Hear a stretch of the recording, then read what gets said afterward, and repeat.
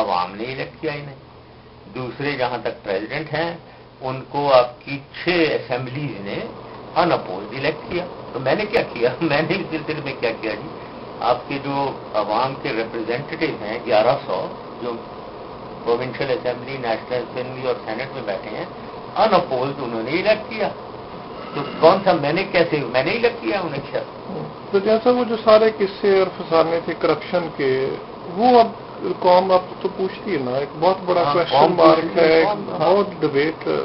اس کا کیا جواب دیں, آنے والی نسلوں کو ہم کیا جواب دیں؟ میں بتا دوں 10 سال جو کیس چل رہے تھے تو کون سے کورٹ نے ڈیسائیڈ کیا یہ بتایا.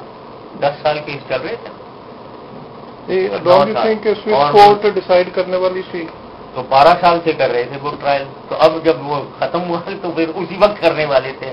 12 سال سے وہ کیس چل رہا ہے سوئس کورٹ سے, میرے سے آنے سے پہلے چل رہا. ٹھیک ہے نا. تو 12 سال تو کیا نہیں.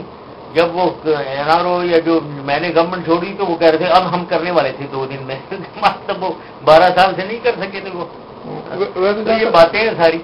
آپ کی ذاتی کیا انٹیلیجنس تھی, یہ واقعی کرپشن ہوئی تھی اور پیسہ لیٹ سے NRO کے تحت تو کیسز ختم ہو گئے, وہ پیسہ کہاں ہے؟ آپ کی ظاہر بہت ویل انفارمڈ پوزیشن. میں ججمنٹ نہیں دینا چاہتا ہوں. ججز جو ہیں جنہوں نے ججمنٹ دینی ہے پاکستان کے یا سوئس کورٹ کے, انہوں نے ججمنٹ نہیں دیا. تو ان سے پوچھیں, وہ تو شاید سمجھنے کہ نہیں کچھ بھی ہوا. مطلب یہی میں کہہ سکتا ہوں. اب آپ خود سوچیں نا, سارے کیسز ہیں, اس کی ججمنٹ کوئی نہیں ہو رہی ہے.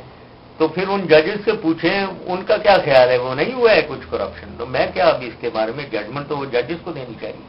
ہماری گھڑی کے حساب سے 5 منٹ اور ہیں. جیسے یہ جو وارنٹ, آخری میرا سوال, کیا آپ سمجھتے ہیں پاکستان اس جنگ کی ایک مکڑی کی طرح اندر پھنس گیا اور ایک خانہ جنگی کا شکار ہو گیا ملک, اور اب کیا آپ سجیسٹ کرتے ہیں اس سے باہر نکلنے کا کیا وے ہوگا؟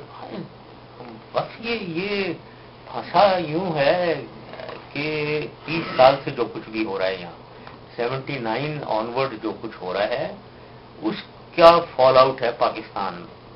79 سے 89 ہم نے جہاد لڑی سوویت یونین کے خلاف. 10 سال مجاہدین آئے, پوری دنیا سے مجاہدین آئے. وہی مجاہدین وہاں اگلے 12 سال جو ہیں 89 سے 2001 وہی مجاہدین القاعدہ بن گئے, کیونکہ ان کی کوئی ری سیٹلمنٹ نہیں, کوئی ری ایبلیٹیشن نہیں. 89 جب وکٹری ہوئی ادھر سوویت یونین کے خلاف, وہ پھر 12 سال وہ خانہ جنگی رہی افغانستان میں. اس میں 4 ملین ریفیوجی ہمارے گھر آ گئے.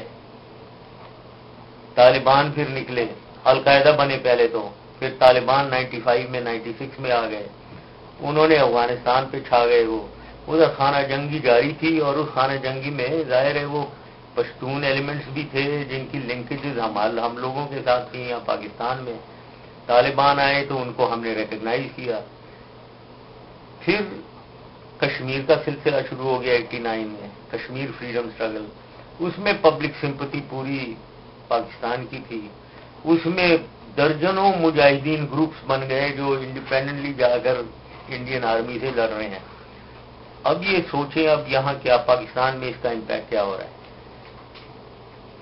ویسٹ میں طالبان ہے, القاعدہ ہے, 4 ملین ریفیوجی بیٹھے ہوئے ہیں.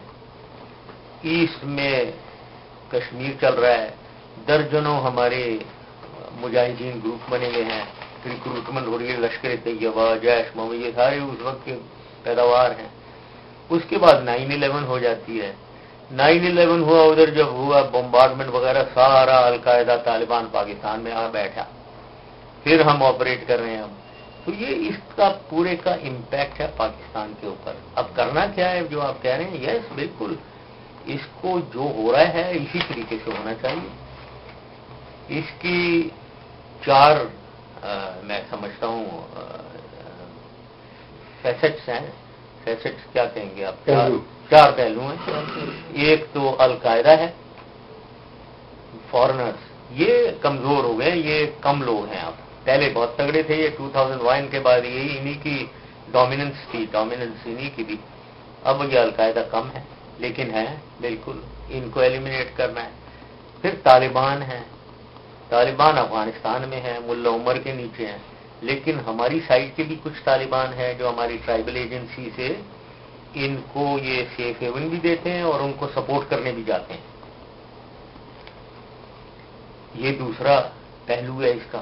اس سے لڑنا ہے ہمیں، کیونکہ یہی طالبان ہیں جو پاکستان میں بھی انفارچونیٹلی، جیسے بیت اللہ مسعود مارے گئے، تمام سوئسائڈ بومبنگ جو پاکستان میں ہو رہی تھی یہی کروا رہا. تو اس کا امپیکٹ پاکستان میں بھی اب ہے، یہ ہمارے لوکل طالبان کا. اب یہ کیونکہ یہ پاکستانی ہیں، ان کے ساتھ ایک ملٹری پہلو اس کا ایڈریس کرنے کا ہے، پھر پولیٹیکل ہے اور سوشیو اکنامک ہے. پولیٹیکل ان سے ڈیلز کرنی چاہیے سینئر ایلیمنٹ سے، جو کچھ سمجھدار لوگ ہیں ان سے، تاکہ ان کو پشتونوں کو فاٹا کے الگ کیا جائے، یہ طالبان ملیٹنسی سے دور کیا جائے، اور سوشیو اکنامک پیکج دینا چاہیے ادھر ڈیولپمنٹ کے لیے. یہ طالبان ہے. تیسرا اس کا جو پہلو ہے وہ طالبانائزیشن کا پہلو ہو گیا ہے، جو یہی طالبان ایکسٹینڈ کرنا چاہ رہے ہیں اپنی ریٹ سیٹل ڈسٹرکٹ میں. اور یہ دو اس کی حصے ہیں.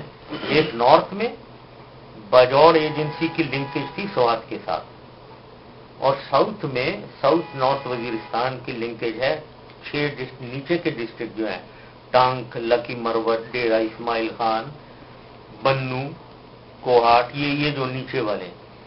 تو سوات میں آپریشن ہوا ہے تاکہ یہ طالبانائزیشن کو کنٹین کرے. چوتھا پہلو جو اس کا بڑا خطرناک ہے، جو میں چاہوں گا کہ آپ بے شک اس کو لکھیں، کیونکہ یہ سب سے بڑا خطرہ ہے اور ہم اس کو جنرلی اگنور کرتے ہیں.